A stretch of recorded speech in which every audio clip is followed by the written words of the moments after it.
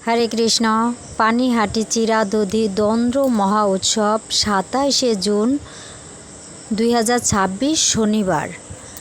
তো এই চিরাদধি মহা উৎসবে চিরা, দধি, দুগ্ধ, আম, কাঁঠাল ইত্যাদি দিয়ে ভগবানের ভোগ নিবেদন করে সেই প্রসাদ সকলের মধ্যে বিতরণ করা হয়।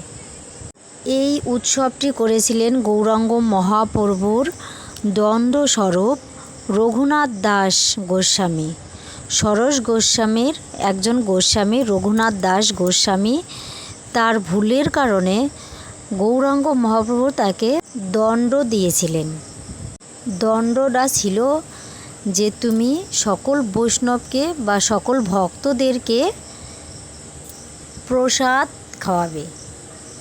ভগবান যদি কখনো কোনো দণ্ড দেয় তাহলে সেটা পূর্ণ সঞ্চরিত হয়, আর আমাদের দণ্ডটা হচ্ছে মানুষের ক্ষতি করার জন্য। তাই বৈষ্ণব অথবা ভগবানের শরণাপন্ন হওয়া অবশ্যই কর্তব্য, কারণ তারা যদিও কখনো কোনো দণ্ড দিয়ে থাকেন বা নিজের কোনো পাপ কর্মের ফল আমাদের ভোগ করতে হয়, তাহলে বুঝতে হবে তারা সেটা আমাদের ভালোর জন্যই করেন। নিত্যানন্দ প্রভুকে বাদ দিয়ে কখনো গৌরাঙ্গ মহাপ্রভুর সেবা হয় না বা তার ভজনা হয় না।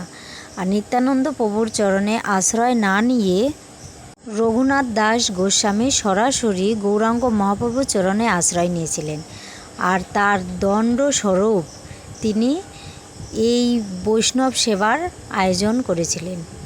বৈষ্ণব সেবা হচ্ছে সর্বশ্রেষ্ঠ সেবা, কিন্তু ভগবান সর্বশ্রেষ্ঠ কার্যই করেন দণ্ডের মাধ্যমেও। তাই ভগবান এত মহান যে সেই ভগবান সর্বদা আমাদের জন্য মঙ্গলই চায়। যদি সাধারণভাবে আমরা খারাপ কিছু দেখে থাকি, তবু সেটা তিনি আমাদের মঙ্গলের জন্যই করে থাকেন। এই চিরাদধি মহোৎসব আপনারা বাড়িতে করতে পারেন, ভোগ লাগিয়ে অন্যকে প্রসাদ প্রদান করতে পারেন। তাছাড়া যেখানে উৎসব চলে সেখানেও আপনারা যুক্ত থাকতে পারেন, নিজের সামর্থ্য মতো কিছু সেখানেও দান করতে পারেন।